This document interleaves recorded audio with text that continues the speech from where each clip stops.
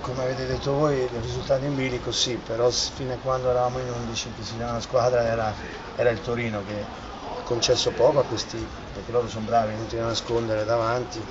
Poi abbiamo avuto questa espulsione, vabbè, l'Udinese ha avuto i primi quarto d'ora del secondo tempo, alcune occasioni, poi quando si è stabilita la parità numerica, credo che sia una squadra che doveva essere, anche se l'Udinese ha avuto 2 o 3 occasioni, però la partita si poteva condurre benissimo al pareggio.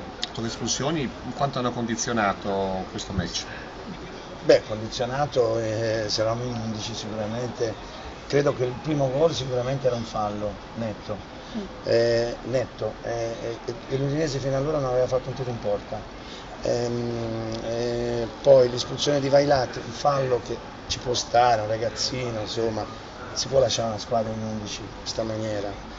Al di là di questo credo che bisogna anche aiutare, no? Perché d'altronde quando c'è un ragazzino in campo si cerca anche di abbozzare un attimino, perché non è stato un fallo cattivo, è andato un attimino, peccato perché si è guastata un attimino la partita, perché noi oggi stavamo bene anche sul gioco, non davamo loro le ripartenze, avevamo chiuso le loro giocate. È un peccato perché onestamente non meritavamo assolutamente di perdere, però questo è il nostro mondo, non vorrà dire che otterremo il risultato dall'altra parte. D'altronde io a Udine non riesco mai a fare qualcosa di buono, metterò il sale ai frullani, anche se continuano a urlare il mio nome, vuol dire che mi temono sempre. Questo Udinese come l'ha vista?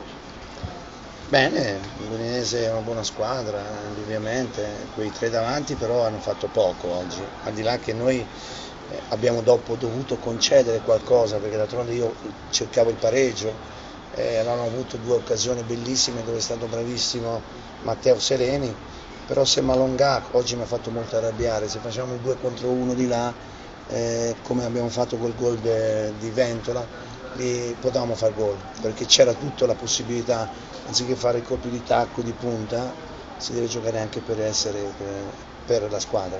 Quagliarella come l'ha visto e che consigli gli dà ora che l'ha già affrontato e non può più farle male? Che cosa consiglio gli do? Di continuare così, di giocare come sa, perché è bravo, c'è un allenatore bravo che sa mettere in campo, sicuramente troverà continuità nel gol, perché adesso fa un po' fatica. Di Michele l'ha cambiato tanto i piani alla vigilia, il fatto di non poterlo schierare? Guardi signora, onestamente io avevo fatto con De Michele, però vedendo il Torino di oggi assolutamente. Però ce l'avrà Di Michele tra Sì, la sì. prossima partita, quindi Assolutamente ho dormito benissimo.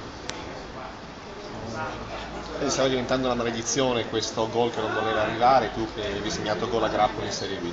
No, maledizione no, però ce lo cercavo, però la Serie è un'altra cosa, magari più difficile, più forti giocatori, quindi sicuramente mi aspettavo un po' di difficoltà, però adesso per il gol sono contento e lo dedico alla mia bambina che è nata. Senti, un tridente molto mobile, un tridente che si è aiutato, un tridente che ha aiutato il centrocampo, quindi non è pesato nell'economia della squadra. No, è quello che ci chiede il mister, ci chiede sacrificio, ci chiede di tornare per poi ripartire, però e quindi l'abbiamo fatto nel migliore dei modi, non potevamo fare di più, però poi alla lunga giocando ogni settimana, cioè ogni 3 partite in una settimana è dura, quindi sicuramente alla lunga andare cade un po'. Però fino a che stavamo bene, ci siamo riusciti e ci siamo messi bene. Antonio, il secondo tempo, il secondo gol, è stato più bravo il portiere o potevi fare qualcosa di meglio te? Non lo so, penso tutte e 2 cose, potevo fare meglio io e poi ho fatto pure una bella parata del portiere. Però siamo arrivati un po' lì che era un po' stanco, quindi ho cercato di tirare forte invece che magari piazzarlo. un po' in affanno l'ultima parte della gara, avete speso tanto forse. Sì, vabbè, giocando ogni 2 o 3 giorni sicuramente cali un po' fisicamente, però alla fine abbiamo un'altra squadra che poi siamo rimasti 10, il Torino è nel suo tempo un'altra squadra, ci ha messo pure un po' in difficoltà. Quindi questo è un tridente che funziona, insomma, in qualche maniera, visto che adesso hai segnato anche tu, segna Samoa, diventare che tornerà a segnare.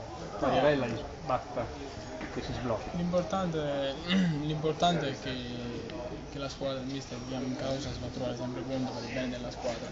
Questo lo stiamo dimostrando per il bene nostro, per il bene di tutti. Quindi speriamo di continuare così e di rispondere sempre quando il mister Diamo in causa. Soddisfatto del primo gol?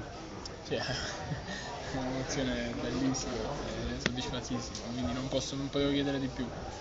Magari potevo fare il secondo gol, però ci può stare. Il Torino ha sofferto molto le vostre ripartenze. È la nostra caratteristica, ripeto,